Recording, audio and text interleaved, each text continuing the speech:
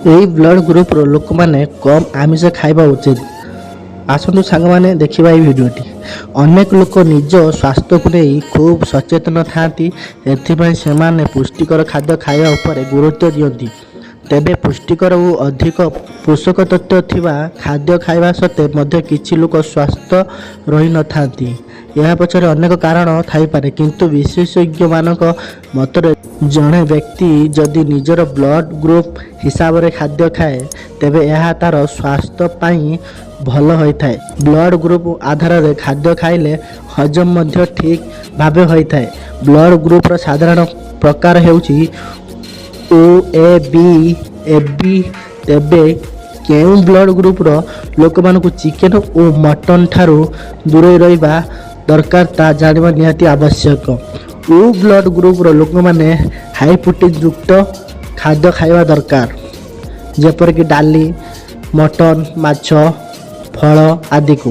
ଓ blood ଗ୍ରୁପର ଲୋକମାନେ ଡାଏଟରେ ସାମିଲ କରନ୍ତି। ଯେତେ ସମ୍ଭବ ଶସ୍ୟ ଜାତୀୟ ଖାଦ୍ୟ ଖାଇବାକୁ ଚେଷ୍ଟା କରନ୍ତୁ। ଏ ବ୍ଲଡ଼ ଗ୍ରୁପ ଲୋକଙ୍କର ପ୍ରତିରୋଧକ ଶକ୍ତି ବହୁତ ସମ୍ବେଦନଶୀଳ ହୋଇଥାଏ, ତେଣୁ ଏମାନଙ୍କ ନିଜର ଖାଦ୍ୟପେୟ ଉପରେ ଅଧିକ ଧ୍ୟାନ ଦେବାର ଆବଶ୍ୟକତା ରହିଛି। ଏହି ଶ୍ରେଣୀର ଲୋକ ମାଂସ କମ୍ ଖାଇବା ଦରକାର, କାରଣ ଏହି ବ୍ଲଡ଼ ଗ୍ରୁପର ଲୋକଙ୍କ ପାଇଁ ଏହା ହଜମ ହେବା ପାଇଁ ଅଧିକ ସମୟ ଲାଗିଥାଏ। ତେଣୁ ଏ ବ୍ଲଡ଼ ଗ୍ରୁପର ଲୋକମାନେ ଚିକେନ, ମଟନ କମ୍ ଖାଇବା ଉଚିତ।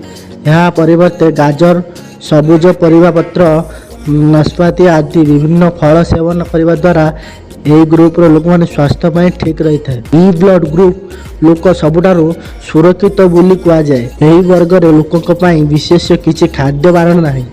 ଏମାନେ ସବୁଜ ପନିପରିବା, ଫଳ, ମାଛ, ମଟନ ଓ ଚିକେନ ସବୁକିଛି ଖାଇପାରିବେ। ଇ ବ୍ଲଡ଼ ଗ୍ରୁପ ଲୋକ ଦୁଧ ଓ ଦୁଗ୍ଧ ଜାତୀୟ ଜିନିଷ, ଅଣ୍ଡା ଆଦି ପ୍ରଚୁର ମାତ୍ରାରେ ଖାଇପାରିବେ। ଏବି ବ୍ଲଡ଼ ଗ୍ରୁପ ଖୁବ୍ କମ୍ ଲୋକଙ୍କର ହୋଇଥାଏ। ଏମାନଙ୍କ ଫଳ ଓ ସବୁଜ ପନିପରିବା ଅଧିକ ମାତ୍ରାରେ ଖାଇବା ଉଚିତ। ଆମିଷ ଜିନିଷ ଖୁବ୍ କମ୍ ଖାଇବା ଆବଶ୍ୟକ। କ୍ଷୀରରେ ପ୍ରସ୍ତୁତ ଜିନିଷ ଖାଇବା ଭଲ।